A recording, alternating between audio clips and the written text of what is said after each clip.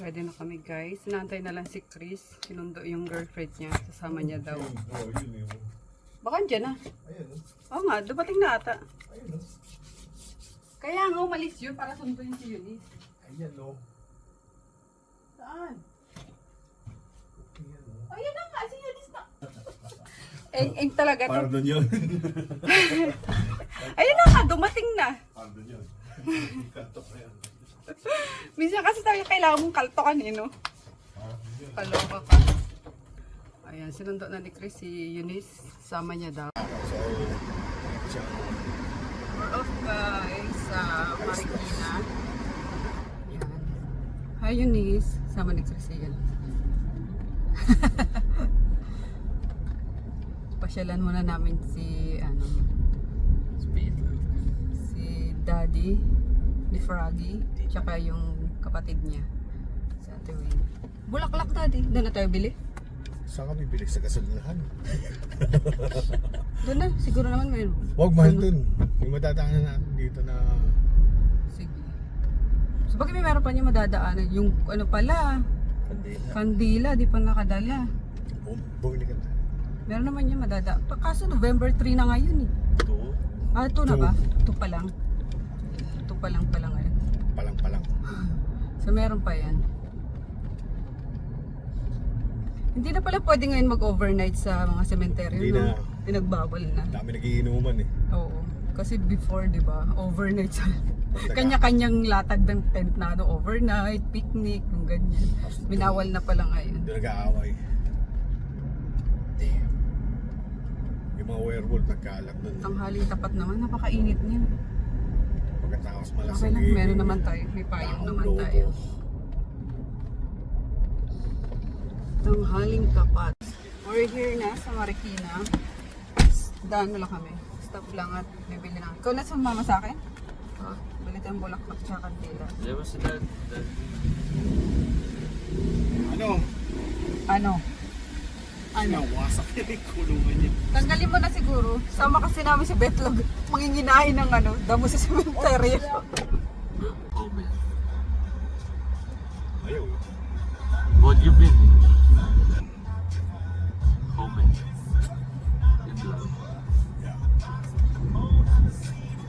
Tika, tatawid ko lang yung taga-probinsya. Tonyo kaya pwede lagyan ng ganyan. Tonyo. Oo ko, ano ba yung stereo niya? Kasi ito, pinalitan to kasama tong Dashboard. kung yan. Yung kasi Tonyo, detachable. Radyo yun radyo. Ganun lang talaga, radyo. Walang Tsaka aux. Box, okay na. Tapos yung speaker sabog. Sabog din. Oo, kagaya kay Taylor. Lousy. Hindi ka kasi nalagaan mo buti.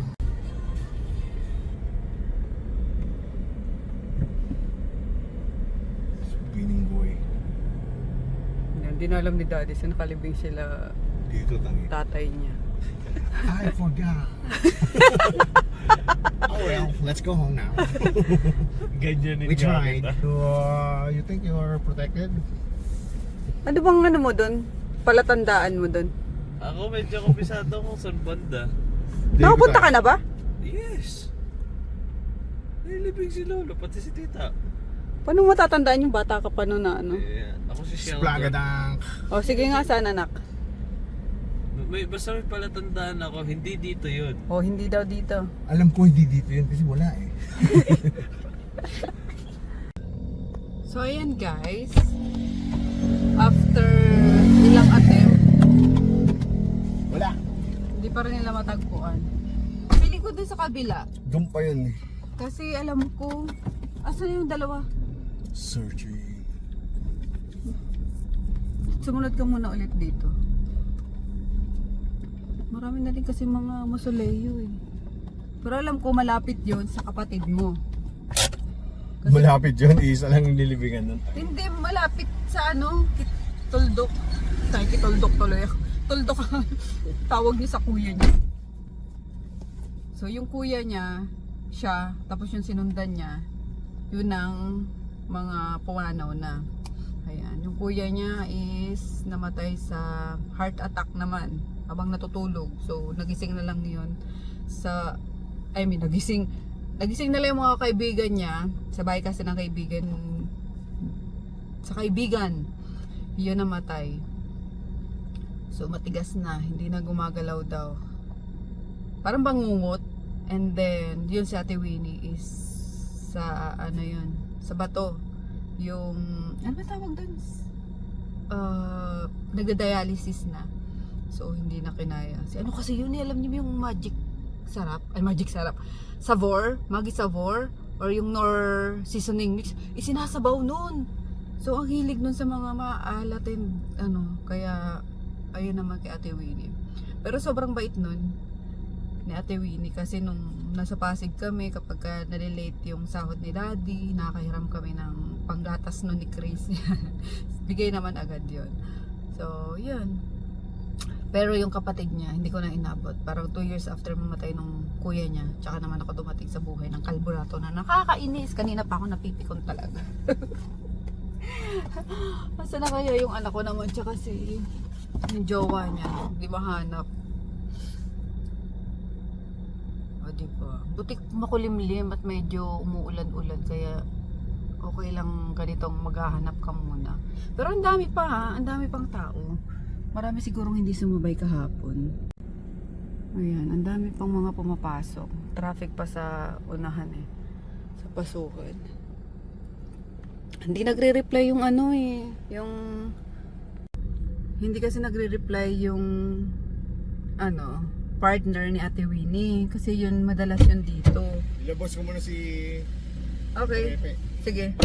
Madalas yun dito. So walang palya yun pag may bisita.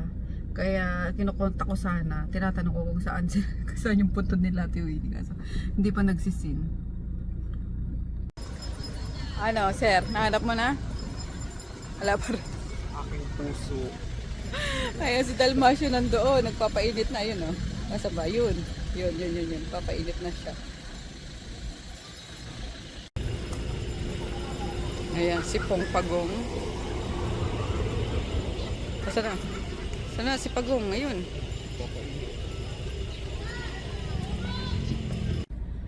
Finally guys, nahanap na ni Chris Pulo. Alam mo nag-save sa amin. Kaliwa ka dyan. Ito yung plug pole. Alam mo nag-save sa amin yung vlog ko noong 2015. Tapos Sinundan niya. Video ka lang, mag-ano ka lang doon. Saan Mag-park ka doon. Somewhere there! Dear, kaliwat kanan lang pinag-usapan Kaliwa. natin. Dear, dun. Dito. Dito na yan. Ayan yan pala katapat lang charan! God. Diba? Doon ka na lang pumarada. Oo nga, dito mo kanina nilagay si Betlog, diba? Ayan, diba itong tent na to, andyan kanina si Betlog. Ayun lang pala ayun si Chris. Yan. Alam mo, nag-save para mahanap yung puntod. Yung video ko noong 2015, libing ni Ate Winnie. Kasi may tininan siyang tawag doon? Parang landmark. Ano na, Betlog?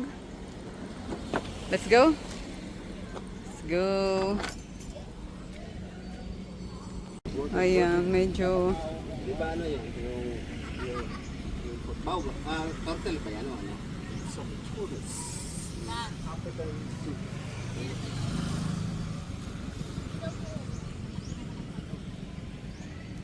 ayan sila Ate Winnie at Daddy.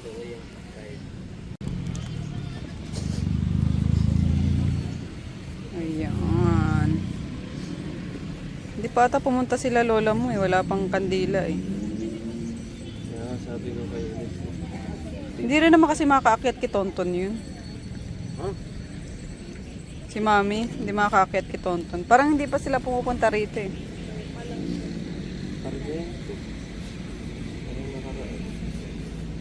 Ngayon alam mo na, pwede mo na itong puntahan, linisin before May free time mo. Punta ako dito. May ano yan Green din yan. Ay, kinalimutan na nga siya Kaya nga linisin ko. Kaya mo na si Telma siya maglinis. Doon sa atin. Ayaw niya doon. Anyway, kaya si nanginginain na ng damo. Saya ni Betlog, 4 oh. years old. Ganun siya.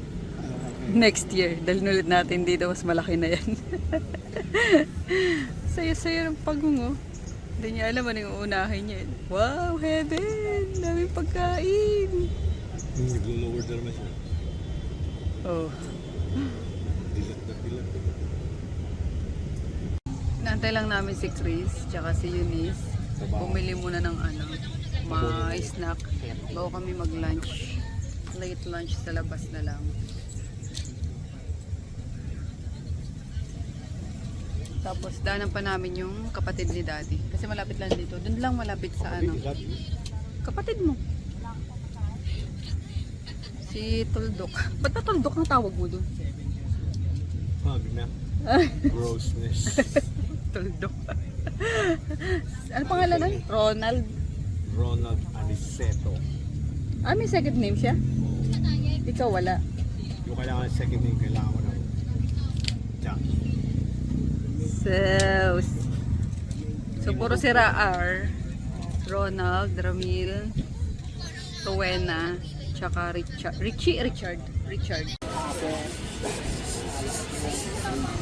Hinahanap namin yung niya, lola niya tsaka kuya niya. Si Ron. Tsaka lola niya, pinakamamahal niyang lola. Lola's boy to eh. Pagkasawa, kanya-kanya rin.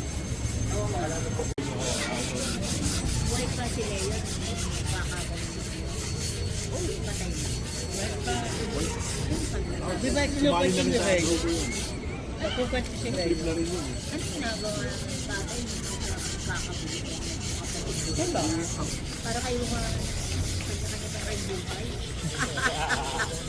Kanya-kanya lifestyle. Magawa na lang yung bahay. Pag nawala na yung mga lega saka against. Hindi, bahala sila magpagawa ng kanila. Subdivide na yun, sabi niya. Ayan, nababasa na. Ang favorite lola, lola ng favorite na apo. Of course. Mawa kami guys, dito na kami mag-dinner. Sa Haidilaw, itatry namin. Saan yung dalawa? Ayan, ako sunod lang. Nag-crave kasi ako sa hot pot. Sabi naman ni Mika, nung nasa Sagada kami, try niyo sa sa Haidilaw. Doon kila Jo. Doon kasi si Jo. Ayan. Ayan di. Sa Hai. Maganda rito. May ano pa sila eh. May nail salon.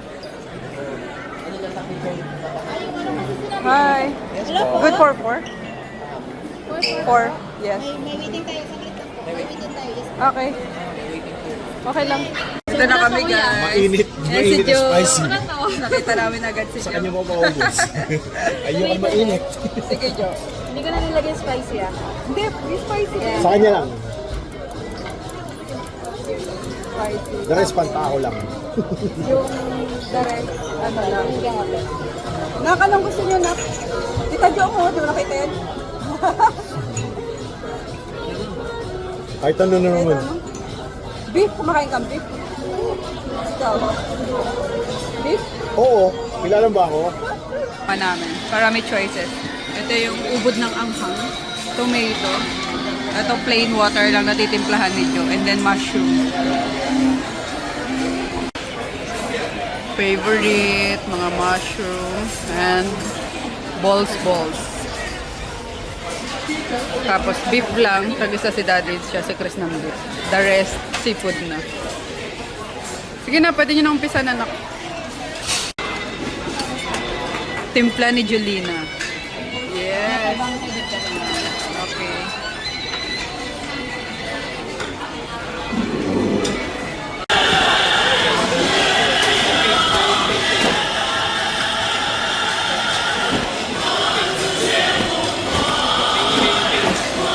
Wow. Wow.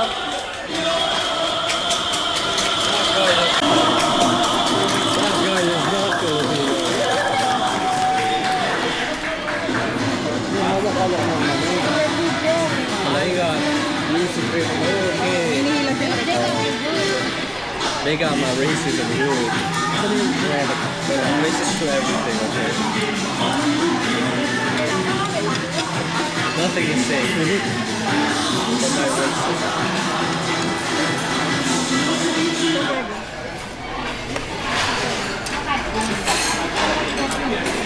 Bakit yung noodles? Balik mo na lang.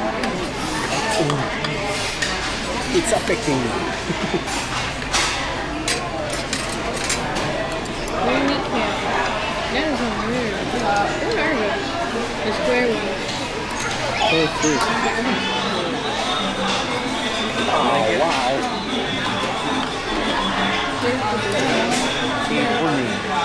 Patronizing.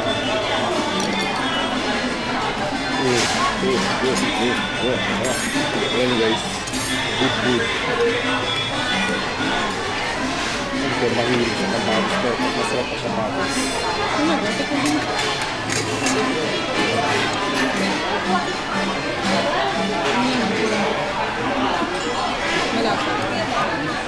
Tama lang. Dahil lasa ng kamatis eh. Nagulat naman ako sa anong server, biglang lapag eh. Bakit naman eh ito? Shrimp mo. And the winner is Chris Pulo. Ako watermelon yung binanatan ko. Ang sarap, ang tamis eh. Number 1 roll. Ha? Number 1 roll sa ganito. Wag mag-card. Oo nga. Anong gusto mong sabaw na? Sige, i-take out. Pwede naman pala i-take out talaga. Ilubog mo na rin yung beef doon. So wala palang sayang dito.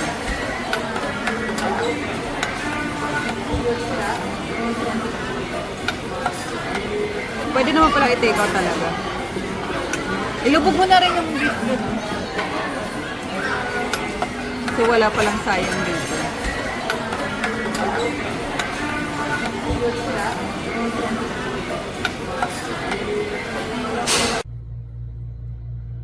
Hi guys, so nakauwi na nga kami kanina pa. Tapos sa amin kumain, umuwi din agad kami. Pumasok pa tong mag-ama sa tindahan ng sapatos. Diyos ko. Sabi ko, sana walang mapili, sana walang mapili. Buti naman walang napili. Diba? Safe tayo. Ayan. So, dumaan kami kanina sa tawag dito? After cemetery, dumaan kami sa bahay nila daddy sa Pasig. Ayun nga, kasi habang nasa cemetery kanina, nakita namin yung tita niya. Ayan, kinukumusta si mami. Kasi daw parang ilang taon na walang bumibisita doon sa puntod ng lola tsaka kapatid niya. Even doon kila sa father-in-law ko tsaka sister-in-law. Ayan, kasi sabi ko, akala ko yearly naman yung nila, yung pagpunta nila eh. Yung pala dahil lumabo daw yung mata ni mami and nahihirapan na siyang maglakad nga ng malayo. So, hindi na siya nakakapunta ng mga 2 years na. At 2 years ata ngayon. Yun. Kaya buti na lang pumunta kami. Pinalinis ko nga yung puntod nung lola ni Froggy tsaka yung ng kapatid niya. At hindi na mabasa. Wala nang mabasang pangalan. Nahirapan kami sa paghanap sa tatay niya tsaka kapatid niya. Kasi nga sa ibang entrance yung dinaanan. Pero nakuha din naman namin. So mabalik nga tayo dun sa tita niya, diba? Kinumusta si mami, yung ganyan. And then kinumusta yung bahay, kung ano na daw ba, nahati-hati na, kumbaga na-subdivide na. Yan. Sabi ko hindi pa. Wala naman kasi akong alam dun guys sa bahay nila, diba? Kasi kila Froggy yun eh. Ayoko mangialam dun sa sa property nila. Pero sabi naman ng tita niya, alam ko na subdivide na yun eh. Sinabi na yun ng mami niyo eh, yung ganyan. Eh pag tinatanong ko naman si mami, kasi bala ko nga dapat na ipagawa kahit paunti-unti, di ba? Para sabi ko maging komportable din naman yung nila, yung sitwasyon nila doon, lalo na't matanda na yung mother-in-law ko. Kaso ang laging sinasagot ni mami, parang ano yun, it's either ayaw ng kabila or hindi pa ready yung kabila. Kasi ano nga yun, ihahati pa yun sa dalawa. Kasi dalawa silang magkapatid. Yung nanay ni Froggy. So, wala, di pa rin naman sila nagkakasundo na kung anong gagawin dun. Eh, yung tayo mangialam, wala naman tayong ano dun. Hindi nga nag-ahabol si Froggy eh. Pero ang sabi ko naman din kay Froggy, sabi ko, kahit wala kang, sa ngayon, wala kang balak, ganyan-ganyan. Pero sabi ko, anuin mo na sa nanay mo kasi mahirap na paano pag naisipan mong kuhanin yung ano mo, yung parte mo, ganyan. Mag-aaway-away kayong magpinsan. Silang dalawang magkapatid, wala namang problema. Ayan. Pero yung kabilang side, yung mga pinsan niya, sabi ko baka mag-away-away kayo, yung ganyan. Kaya sabi ko, pag-usapan yung mga magpipinsan, kung anong gagawin doon. If gusto nyo, ayaw nyong hatiin, parang i-up and down nyo na lang na ganyan. Yung kung sino sa ibaba, sino sa itaas. Alam niyo mo, nagigets nyo ba ako? Para kako, lahat kayo, nandun pa rin kung ayaw nyo ibenta, diba? So, ewan ko.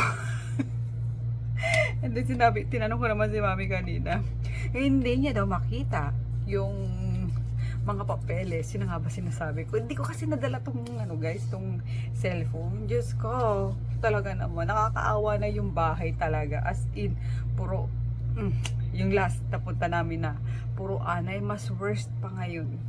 Ay, mas worst pa. Sabi ko, parang, alam mo yung haunted house na yung tingin ko sa kanya sa loob na, di ko ma-explain. Dapat pala, inano ko sa inyo, pinakita ko sa inyo. Baka kasi sabihin na naman ng mga nagmamagaling dyan, pinapahiya mo na naman yung ano, yung side ng asawa mo, yung ganyan-ganyan. Hello! Hindi ko pinapahiya.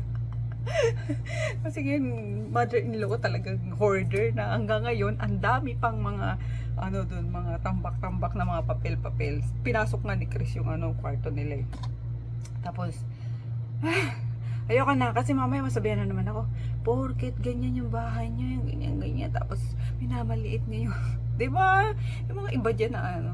So, ang akin lang naman, gusto ko kasi guys, ipagawa yun. Kumbaga, hanggat nabubuhay pa yung ano, yung mother-in-law ko, kumbaga, makapag-give back din naman ako sa ano, sa nagawa niyang kabutihan sa akin noon, nung nandun ako sa poder nila. Kasi, hindi naman ako nila inalila, hindi ako nila minaltrato.